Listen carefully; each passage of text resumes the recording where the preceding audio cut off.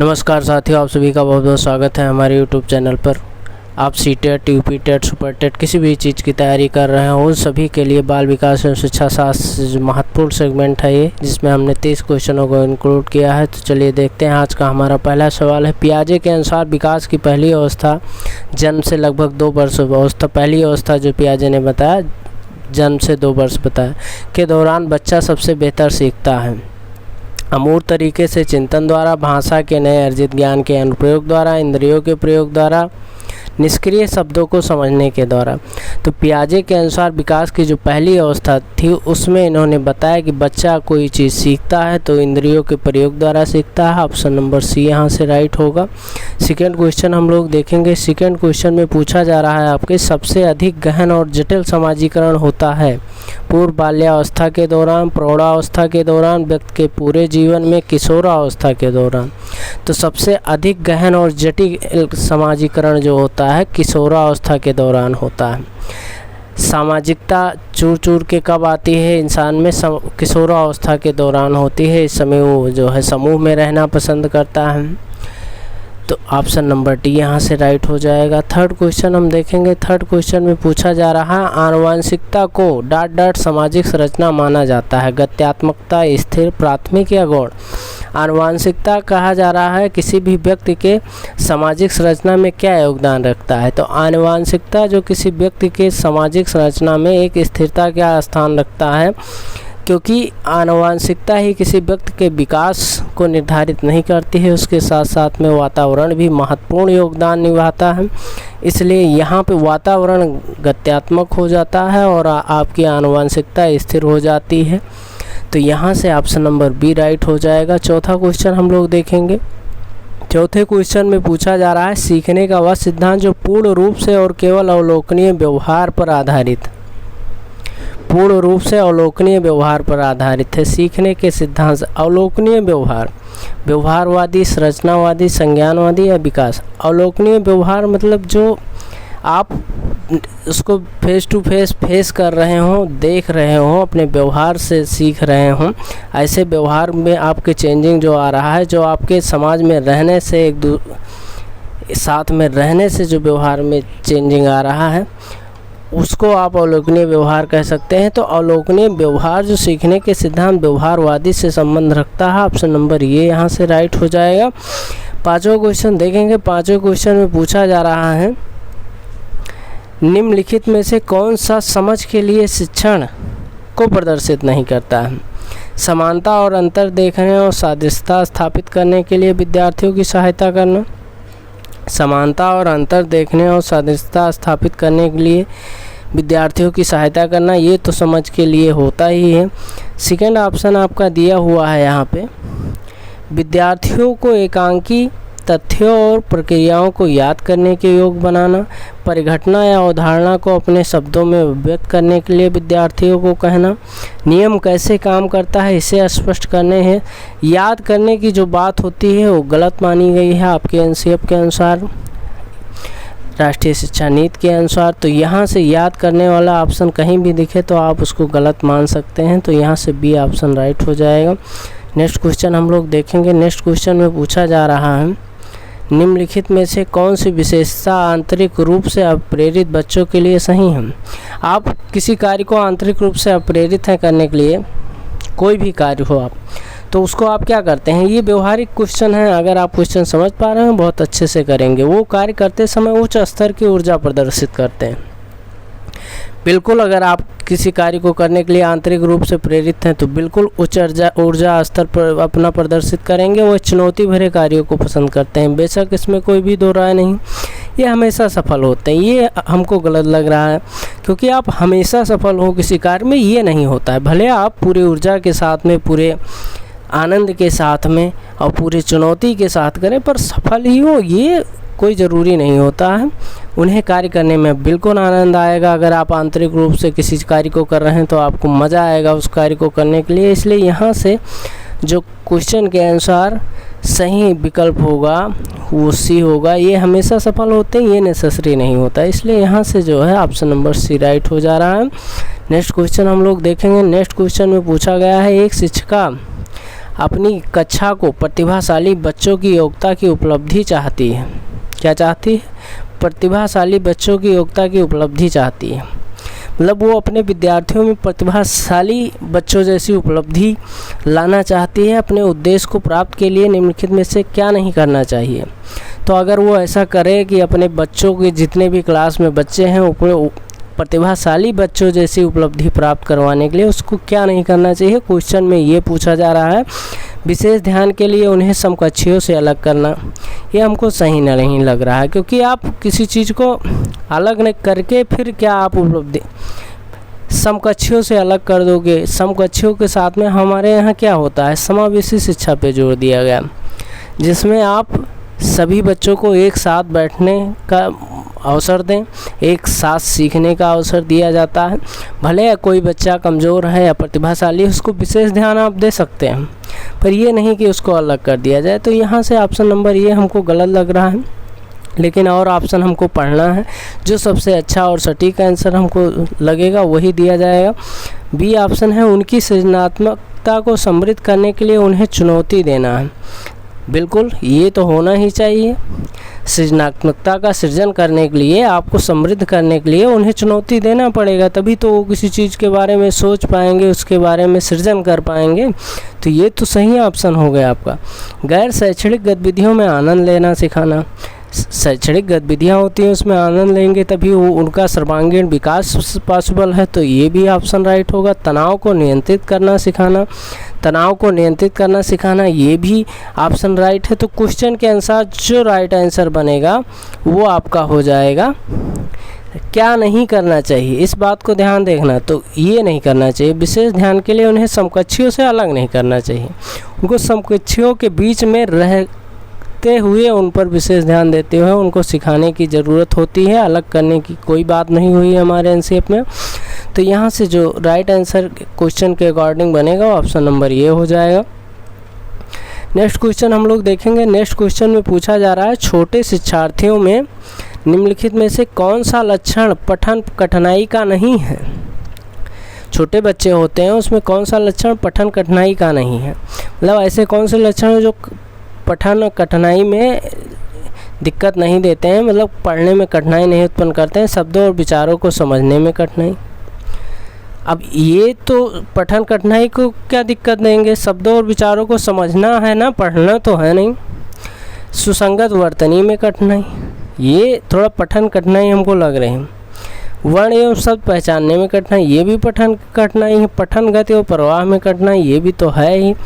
तो यहाँ से जो राइट आंसर बनेगा वो आपका हो जाएगा शब्दों और विचारों को समझने में कोई पठन कठिनाई में ये नहीं आता है। तो ऑप्शन नंबर ये अकॉर्डिंग क्वेश्चन ऑप्शन नंबर ये राइट हो जाएगा। नेक्स्ट क्वेश्चन हम लोग देखेंगे।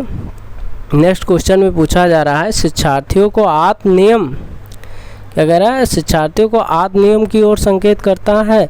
विद्यार्थी निकाय द्वारा बनाए गए नियम विनिमय, विद्यार्थी निकाय द्वारा बनाए गए नियम विनिमय आत्मनियम की ओर संकेत नहीं करेगा, ये विकल्प गलत हो जा रहा है।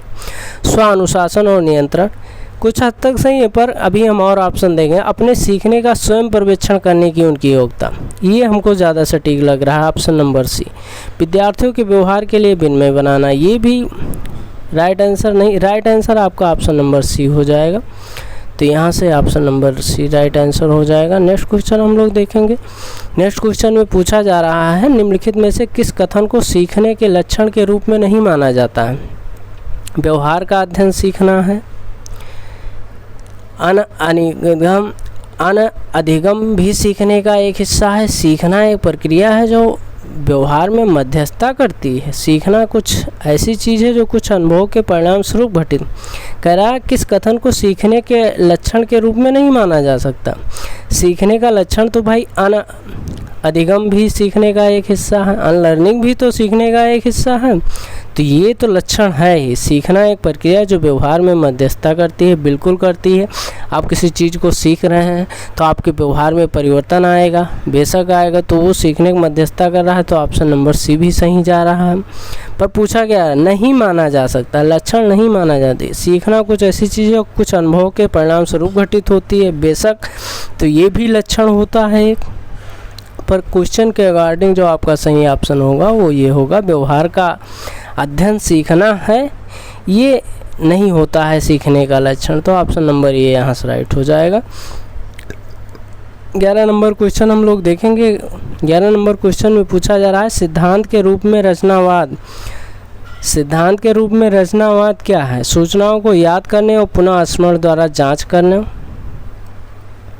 पर बल देता है, शिक्षक की प्रभुत्वशाली भूमिका पर बल देता है, अनुकरण की भूमिका पर केंद्रित है, दुनिया के बारे में अपना दृष्टिकोण निर्मित करने में शिक्षार्थी की भूमिका पर बल देता है।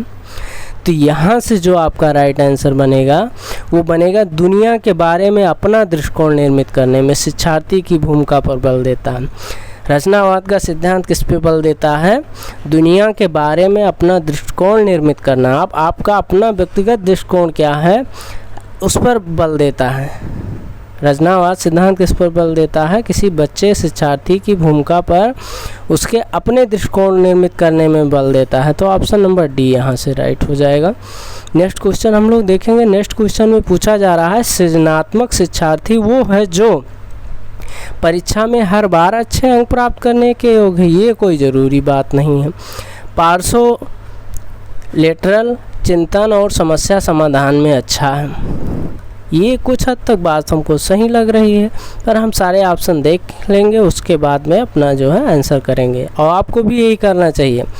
आप कभी भी क्वेश्चन पढ़ें, सारे विकल्पों को पढ़ें, क्योंकि बाल विकास में कुछ ऐसे हो अच्छे से अच्छा आपको सेलेक्ट करना होता है। सबसे सही और सटीक ऑप्शन आपको सेलेक्ट करना होता है। 2-3 ऑप्शन भी सही हो सकते हैं, और उसमें सबसे अच्छा कौन है इसको सेलेक्ट करना रहता है। तो आपको ज़रूर ध्यान रखना है कि सारे ऑप्शन को पढ़ के आना है, और इस बात को भी ध्यान कहीं कहीं नहीं वाला है उसको भी ध्यान में रखना है, अगर आपको अच्छे से अपने पेपर को क्लियर करना और अच्छे नंबर प्राप्त करने हैं।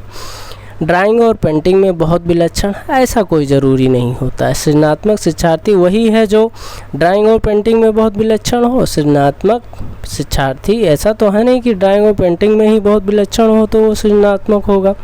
बहुत बुद्धिमान हो, ये भी कोई ज़रूरी नहीं है कि सृजनात्मक बच्चा बहुत बुद्धिमान ही हो। तो आपका जो राइट आंसर हमको यहाँ से लग रहा है इस विकल्पों के अनुसार पार्श्व चिंतन और समस्या समाधान में अच्छा हो, तो वो सृजनात्मक शिक्षार्थी वो है। तो ऑप्शन नंबर बी यहाँ से राइट हो जाएगा। नेक्स्ट क्वेश्चन हम लोग देखेंगे। नेक्स्ट क्वेश्चन में हमारे पूछा जा रहा है अवधारणाओं का विकास मुख्य रूप से किसका हिस्सा है? शारीरिक विकास, सामाजिक विकास, संवेगात्मक या फिर बौद्धिक विकास। भाई अवधारणाएं कहाँ विकसित होती हैं? दिमाग में आपके विकसित होंगी। अवधारणाएं कहाँ विकसित होंगी? किसी चीज़ का कॉन्सेप्ट आपके दिमाग में विकसित होगा ना। तो बौद्धिक विकास यहाँ से राइट आंसर हो जाएगा। नेक्स्ट क्वेश्चन देखेंगे। नेक्स्ट क्वेश्चन में पूछा जा रहा है व्यक्तिगत शिक्षार्थी एक दूसरे में भिन्न होते हैं। किस क्रम में भिन्न होते हैं? विकास क्रम में, विकास की सामान्य क्षमता में, बुद्धि एवं विकास के सिद्धांत में, या विकास की दर में। तो व्यक्तिगत शिक्षार्थी एक दूसरे से विकास की दर में भिन्न होंगे भाई। उनका विकास दर ही तो होता है। कोई बच्चा जल्दी से विकास कर जाता है, आप देखे होंगे कोई बच्चा 4 साल का है और एक दूसरा बच्चा 4 साल का है, तो देखोगे आप उसके शारीरिक स्ट्रक्चर को भी देखोगे, उसमें भी चेंज रहता है। उसके बुद्धिलता की बात करोगे उसमें भी चेंज रहता है, क्योंकि जिसको जैसा एनवायरनमेंट मिला वो ऐसा हो जाता है। तो विकास की दर सबकी अलग अलग होती है। तो ऑप्शन नंबर डी यहाँ से राइट हो जाएगा। नेक्स्ट क्वेश्चन हमारा है बच्चे के उचित विकास को सुनिश्चित करने के लिए उसका स्वास्थ्य शारीरिक विकास एक महत्वपूर्ण आवश्यकता है। ये कथन है, सही है। बच्चे के उचित विकास को सुनिश्चित करने के लिए उसका स्वस्थ शारीरिक विकास एक महत्वपूर्ण आवश्यकता है। बेशक ज़रूरी है। कहते क्या है, अगर आपका स्वास्थ्य अच्छा है, स्वस्थ शरीर में ही स्वस्थ मस्तिष्क का विकास होता है, आप जानते ही हैं। तो किसी भी बच्चे का जब स्वास्थ्य अच्छा होगा तभी उसका मस्तिष्क अच्छा होगा, तभी वो उसकी बुद्धिमत्ता अच्छी होगी। ये तो आपके स्वास्थ्य पर ही डिपेंड करता है। स्वास्थ्य अच्छा है तो सब कुछ संभव है। तो इसमें बताना है आपको कौन सा विकल्प सही है। बच्चे के उचित विकास का सुनिश्चित करने के लिए उसका स्वस्थ शारीरिक विकास एक महत्वपूर्ण आवश्यकता है। ये कथन है, सही है। सही तो होगा ही, क्योंकि ज़रूरी है किसी बच्चे का विकास में स्वास्थ्य शारीरिक विकास ज़रूरी है। तो सही है, क्योंकि विकास क्रम में शारीरिक विकास सबसे पहले स्थान पर आता है। ऐसा नहीं है, पहले स्थान पे आता है ये नहीं ज़रूरी है। दूसरा ऑप्शन, चलो हम चारों ऑप्शन को पढ़ते हैं, उस हिसाब से फिर अपने विकल्प जो सबसे सटीक होगा उसको जवाब हम देंगे, उस विकल्प को सही करेंगे। सही है क्योंकि शारीरिक विकास के अन्य पक्षों के साथ अंतर संबंधित है, ये तो सही लग रहा है हमको। गलत है, गलत वाला तो पहले से ही कट गया, क्योंकि गलत का कोई सवाल ही नहीं उठ रहा है, क्योंकि किसी बच्चे का स्वस्थ शारीरिक विकास ही तो उसकी सबसे बड़ी प्राथमिकता होती है। तो ये तो बिल्कुल गलत हो गया, ये भी गलत हो सकता। तो आप 50% में आपको सिलेक्ट करना है, ये और बी में। तो इसमें सही है क्योंकि विकास में शारीरिक विकास सबसे पहले नो, शारीरिक विकास आपके अन्य विकासों में सर्वांगीण विकास से अंतर संबंध रखता है। भाई आप का शारीरिक विकास है तभी आप हेल्दी रहेंगे, तभी आप पढ़ पाएंगे, तभी आप खेल पाएंगे, तभी आप अपने दैनिक कार्य कर पाएंगे अच्छे से। तो ये ऑप्शन बी यहाँ से राइट हो जाएगा। 16वां क्वेश्चन जो आपका है, 16वें क्वेश्चन में पूछा जा रहा है, इरफान खिलौनों को तोड़ता है और उसके पुर्जों को देखने के लिए उन्हें अलग अलग कर देता है, आप क्या करेंगे? उसके जिज्ञासु स्वभाव को प्रोत्साहित करेंगे और उसकी ऊर्जा को सही दिशा में संचारित करेंगे। बिल्कुल हमको ये तो सही लग रहा है, पर हम सारे विकल्पों को पढ़ेंगे, उसे समझाएंगे कि खिलौनों को कभी तोड़ना नहीं चाहिए। इरफान को उसको क्या समझाएंगे? खिलौनों को कभी तोड़ना नहीं चाहिए।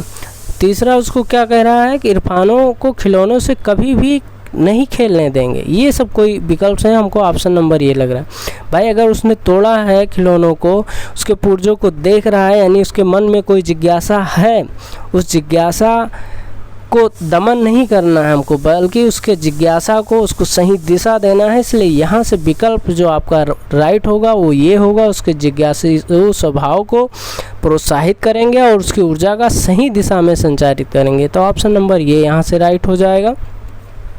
17वां क्वेश्चन आपका जो कह रहा है, 17वें क्वेश्चन में पूछा गया, बच्चे के विकास के सिद्धांतों को समझना शिक्षक की सहायता करता है। बच्चे के विकास के सिद्धांतों को समझना शिक्षक की किस रूप में सहायता करता है? शिक्षार्थियों को क्या पढ़ाना चाहिए यह औचित्य स्थापित करता है। शिक्षार्थियों की भिन्न अधिगम शैलियों को प्रभावी रूप में संबोधित करने में, ये सही है। शिक्षार्थियों के सामाजिक स्तर को पहचानने में, शिक्षार्थियों की आर्थिक पृष्ठभूमि को पहचानने में। सबसे सटीक अगर इसमें बात की जाए तो ऑप्शन नंबर बी लग रहा है, शिक्षार्थियों की भिन्न अधिगम शैलियों को प्रभावी रूप में संबोधित करने में। बच्चा कैसे सीखना चाहता है उसको आप अपने तरीके से उसको समझ के, उसके पूर्व ज्ञान का अनुभव करके कैसे आप प्रभावी तरीके से उसको सभी माध्यम से सिखा सकते हैं, ये मेन इम्पॉर्टेंट होता है। किसी भी सिद्धांत को आप बच्चे के विकास के सिद्धांत को पढ़ने के लिए ये ज़रूरी होता है। तो यहाँ से ऑप्शन नंबर बी राइट हो जाएगा। 18वें क्वेश्चन में पूछा जा रहा है, प्रत्येक शिक्षार्थी स्वयं में विशिष्ट है, इसका अर्थ क्या है? सभी शिक्षार्थियों के लिए एक समान पाठचर्या संभव नहीं है। कह रहा है प्रत्येक शिक्षार्थी स्वयं में विशिष्ट है, इसका अर्थ क्या है? अगर आप कहें कि प्रत्येक विद्यार्थी स्वयं में विशिष्ट है तो उसका अर्थ क्या है? ये चीज़ यहाँ पर पूछा गया है।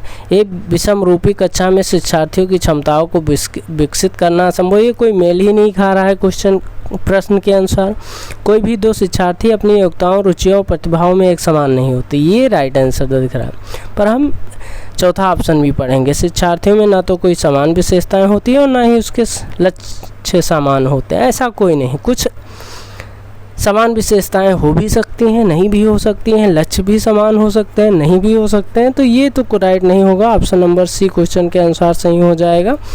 नेक्स्ट क्वेश्चन हम लोग देखेंगे। नेक्स्ट क्वेश्चन में पूछा जा रहा है, पुरुष स्त्रियों की अपेक्षा ज़्यादा बुद्धिमान होते हैं, ये कथन क्या है? पुरुष स्त्रियों की अपेक्षा ज़्यादा बुद्धिमान होते हैं, ये कथन क्या प्रदर्शित कर रहा है? लैंगिक पूर्वाग्रह को प्रदर्शित कर रहा है। बुद्धि के विभिन्न पक्षों के लिए सही है, सही है, सही हो ही नहीं सकता भाई यार। पुरुष स्त्रियों को अपेक्षा ज़्यादा बुद्धिमान होते हैं, ये सही हो ही नहीं सकता। तो सही वाले ऑप्शन तो पहले ही कट गए। बुद्धि के भिन्न पक्षों के लिए सही, ये भी नहीं हो सकता। तो लैंगिक पूर्वाग्रह को वो प्रदर्शित करता है। क्या करता है? ये एक दूषित मानसिकता को या लैंगिक पूर्वाग्रह को कि लड़कियां ये नहीं कर सकती, लड़के ये कर सकते हैं, तो ये एक पूर्वाग्रह है। ऐसा कुछ नहीं है। लड़कियां आज हमारे देश में बहुत कुछ कर रही हैं, लड़कों से बढ़ के काम कर रही हैं। तो ये तो गलत है कि लड़कियां बुद्धिमान नहीं होती, ये तो एक लैंगिक पूर्वाग्रह हो गया है। तो ऑप्शन नंबर ये यहाँ राइट हो जाएगा। नेक्स्ट क्वेश्चन हम लोग देखेंगे। नेक्स्ट क्वेश्चन में पूछा जा रहा है, क्रिस्टीना अपनी कक्षा को क्षेत्र भ्रमण पर ले जाती हैं और वापस आने पर अपने विद्यार्थियों के साथ भ्रमण पर चर्चा करती है। ये किस ओर संकेत करता है? क्रिस्टीना, आप अपने बच्चों को भ्रमण पे ले जाएं और उसके आने के बाद में आप उस पर डिस्कशन करें, ऐसा था तो क्यों था, कैसे। तो ये देखो क्वेश्चन व्यवहारिक सारी चीज़ें हैं जो आपको एक टीचर बनने के बाद में आपको लाइफ में उतारनी है, सीखना है, सिखाना है, कैसे बच्चों को कोई चीज़ समझाना, वही सारी चीज़ जो है पूछने का प्रयास करता है आपका आयोग। तो यहाँ से देखिए कौन सा ऑप्शन सही हो जाए। आकलन के लिए सीखना, आकलन का सीखना, सीखने का आकलन या सीखने के लिए आकलन। बहुत अच्छा, यहाँ से क्वेश्चन हर हाल में बनते हैं।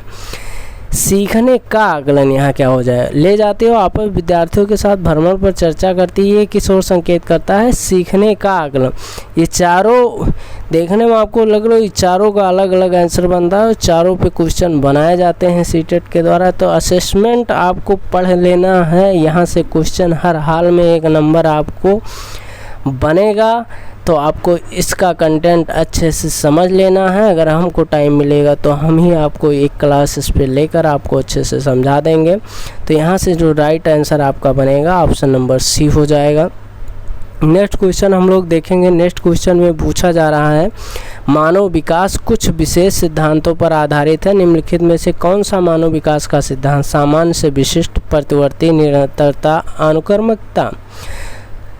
मानव विकास जो है आपका प्रतिवर्ती होता है। किस पे से आधारित है? इसमें ये क्वेश्चन बहुत ध्यान से पढ़ना है। मानव विकास कुछ विशेष सिद्धांतों पर आधारित है, निम्नलिखित में से कौन सा मानव विकास का सिद्धांत नहीं है? सामान्य से विशिष्ट तो मानव विकास का सिद्धांत है। निरंतरता भी आपका, जैसे आप किसी कार्य को करते हैं तो निरंतर करेंगे तभी उसमें आप परिपक्वता ला पाएंगे, तो ये भी विकास का सिद्धांत। अनुक्रमिकता ये भी एक विकास का। प्रतिवर्ती ये कोई मानव विकास के सिद्धांत से संबंधित नहीं है। तो ऑप्शन नंबर बी यहाँ राइट। इस बात को ध्यान रखना है मेरे दोस्तों, नहीं का ट्रेंड इस समय बहुत चल रहा है, तो नहीं पर विशेष ध्यान देना है। क्वेश्चन को बड़े सावधानी से और बहुत अच्छे से पढ़ के समझना है, तभी आप सीटेट क्लियर कर पाएंगे। खासकर बाल विकास और शिक्षा शास्त्र जो आपका सब्जेक्ट 30 नंबर पूछा जाना है, उसमें तो विशेष ध्यान देना है बाल विकास और शिक्षा शास्त्र की शब्दावलियों को और क्वेश्चन को समझने का। तो यहाँ से जो राइट आंसर आपका बनेगा ऑप्शन नंबर बी हो जाएगा।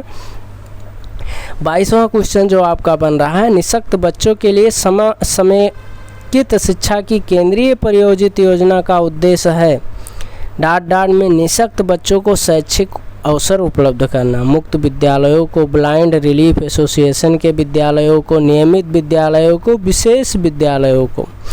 यहाँ से जो आपका ये सा किया गया समेकित शिक्षा की केंद्रीय प्रायोजित योजना का उद्देश्य जो था वो नियमित विद्यालयों में निःशक्त बच्चों को शैक्षिक अवसर उपलब्ध कराना था। कहाँ पर? नियमित विद्यालयों में निःशक्त बच्चों को शैक्षिक अवसर उपलब्ध कराना था। तो ऑप्शन नंबर सी यहाँ से राइट हो जाएगा। 23वां क्वेश्चन हम लोग देखेंगे। 23वें क्वेश्चन में पूछा जा रहा है, निम्नलिखित में से कौन सा कथन सीखने के बारे में सही है? अब यहाँ सही नहीं भी कह सकता था, पर पूछा जा रहा है सही है। सीखने के किसी भी चरण पर सीखना संवेगात्मक कारकों से प्रभावित नहीं होता है। सीखना संवेगात्मक कारकों पर जो है प्रभावित होता है, तो ये तो वैसे गलत हो जा रहा है। सीखना मूल रूप से मानसिक क्रिया है, ये भी गलत हो जा रहा है। मूल रूप से मानसिक क्रिया नहीं होती है सीखना। बच्चों द्वारा की गई त्रुटियां ये संकेत करती हैं कि किसी तरह का सीखना नहीं हुआ, ये भी गलत हो गया, क्योंकि आप जब त्रुटियां करेंगे तभी तो उससे सीखेंगे। तो ये भी ऑप्शन आपका गलत हो जा रहा है। अंतिम ऑप्शन हम देखेंगे, सीखना उस वातावरण में प्रभावी होता है जो संवेगात्मक रूप से सकारात्मक हो और शिक्षार्थियों को संतुष्ट करने योग्य हो। तो यहाँ से जो आपका राइट आंसर, आपका सबसे सटीक आंसर बन रहा है वो ऑप्शन नंबर डी बन रहा है। किसी भी बच्चे का जो वातावरण में प्रभावी होता है संवेगात्मक रूप से सकारात्मक हो और शिक्षार्थियों को संतुष्ट करने वाला हो। जैसे कोई शिक्षार्थी पढ़ा और उसको संतुष्टि मिली कि हमने ये चीज़ सीखा, या उसका कुछ उसको अच्छा, जैसे साइकिल चला रहा है वो गिरा नहीं, साइकिल सीख गया, चोट नहीं लगी और उसको मज़ा आने लगा, संतुष्ट हो गया। वही जो एक बार वो गिर गया उसको संतुष्टि नहीं मिलेगी। तो फिर क्या होगा, उसका मन थोड़ा रुष्ट हो जाएगा, दोबारा चलाने की कोशिश नहीं करेगा साइकिल को।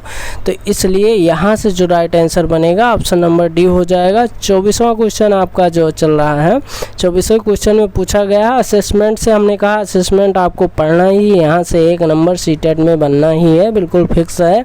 आप विगत वर्ष में पूछे गए प्रीवियस ईयर पेपरों को देख लीजिए, हर पेपर में 1 नंबर 2 नंबर असेसमेंट के आते ही हैं। तो हर हाल में आपको इसको पढ़ ही लेना है, बहुत अच्छे तरीके से पढ़ लेना। इस पर बनने वाले सभी क्वेश्चनों को भी कर लेना है। मूल्यांकन का मुख्य उद्देश्य होना चाहिए ये निर्णय लेना कि क्या विद्यार्थी को अगली कक्षा में प्रोन्नत किया जाना चाहिए, सीखने में होने वाली कमियों का निदान और उपचार करना, शिक्षार्थियों की त्रुटियां निकालना, शिक्षार्थियों की उपलब्धि को मापना।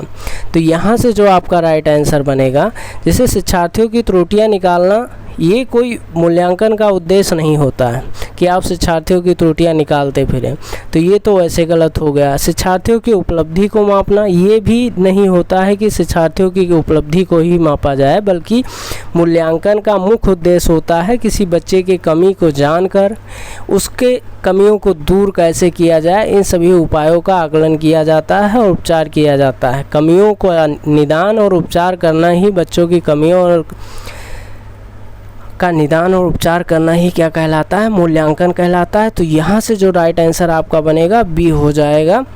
25वां क्वेश्चन हम लोग देखेंगे। 25वें क्वेश्चन में पूछा जा रहा है शिक्षार्थी जो पहले सीख चुके हैं उसकी पुनरावृत्ति और प्रत्यास्मरण में शिक्षार्थियों की मदद करना महत्वपूर्ण है। शिक्षार्थी जो पहले सीख चुके हैं उसकी पुनरावृत्ति और प्रत्यास्मरण में शिक्षार्थियों की मदद करना महत्वपूर्ण है, क्योंकि पूर्व पाठों को दोहराने का एक प्रभावी तरीका है। ये शिक्षार्थियों की स्मृति को बढ़ाता है, जिससे सीखना सुदृढ़ होता है। ये किसी भी कक्षा अन्वेषण के लिए एक सुविधाजनक शुरुआत है। नई जानकारी को पूर्व जानकारी से जोड़ना सीखने को समृद्ध बनाता है। ये ऑप्शन आपका राइट हो जाएगा, ऑप्शन नंबर डी यहाँ से सही हो जाएगा।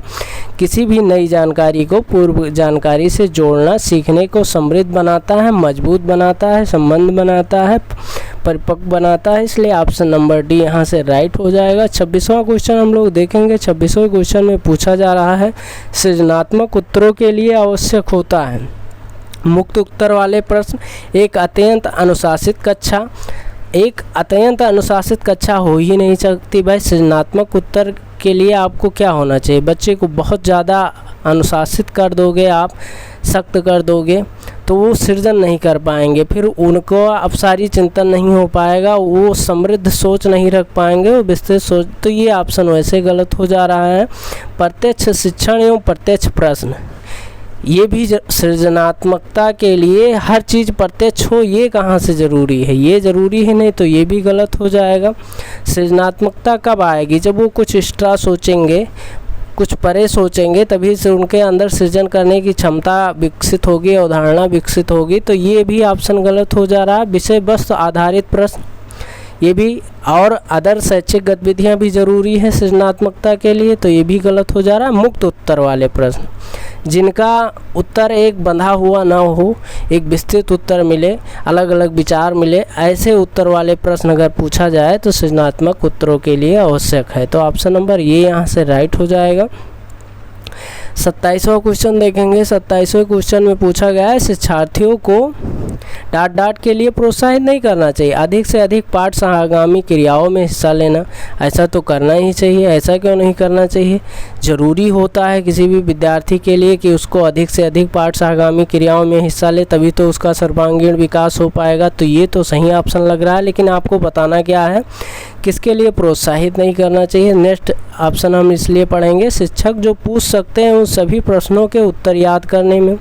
याद करने की कोई बात नहीं की जाती है आपके एनसीएफ और शिक्षा नीति में, तो यहाँ याद करने वाले ऑप्शन तो गलत हो ही जाएगा। पर हम और ऑप्शन पढ़ेंगे, क्योंकि बाल विकास में आपको चारों ऑप्शन पढ़ने हैं और जो सबसे सटीक और सबसे अच्छा आंसर होता है उसको सेलेक्ट करना होता है, और ख़ासकर सीटेट में। तो यहाँ पे आपको अभी और अपने ऑप्शन पढ़ने होंगे, यहीं पर आपको आंसर नहीं करना है। वैसे तो ये गलत हो ही गया, नहीं करना चाहिए, किसी चीज़ को याद करने पर जोर नहीं देना है।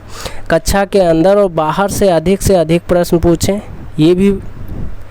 ये तो ठीक है, जब अधिक प्रश्न आप बच्चे से पूछोगे तो वो अधिक सोच पाएंगे, अधिक जिज्ञासा उत्पन्न होगी उनके अंदर, तो ये भी ऑप्शन सही लग रहा है।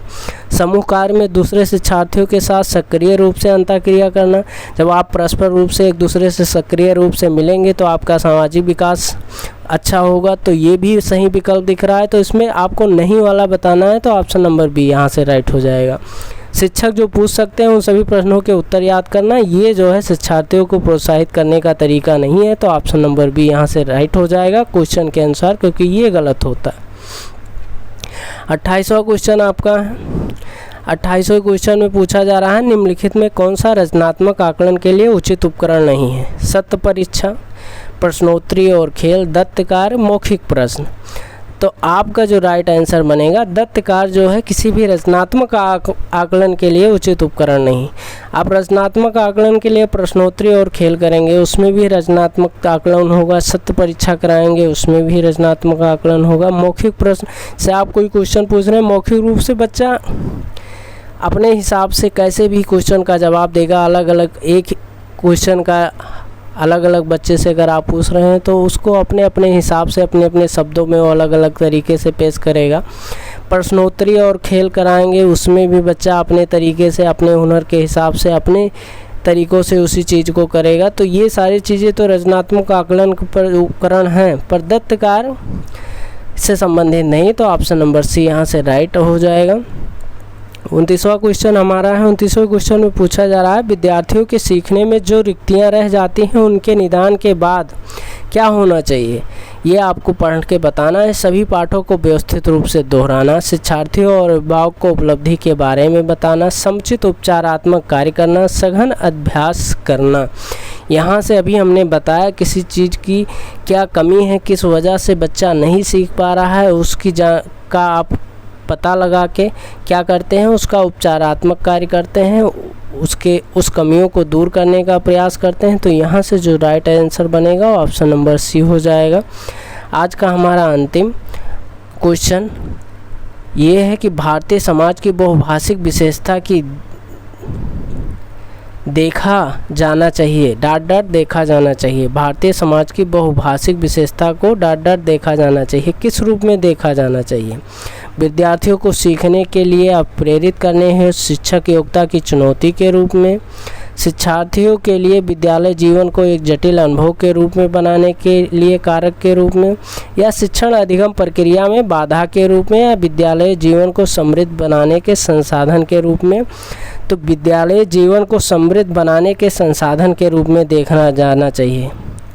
तो यहाँ से आपका राइट आंसर बन जाएगा ऑप्शन नंबर डी। आज के लिए इतना ही, मिलते हैं नेक्स्ट क्लास में। अगर क्लास अच्छी लगी हो तो लाइक शेयर सब्सक्राइब करिए हमारे चैनल को, और कमेंट बॉक्स में ज़रूर लिखिए क्लास आपको कैसे लगी, आपने 30 में से कितने क्वेश्चनों को सही किया, ये कमेंट बॉक्स में ज़रूर लिखिए। तब तक मिलते हैं नेक्स्ट क्लास में। जय हिंद।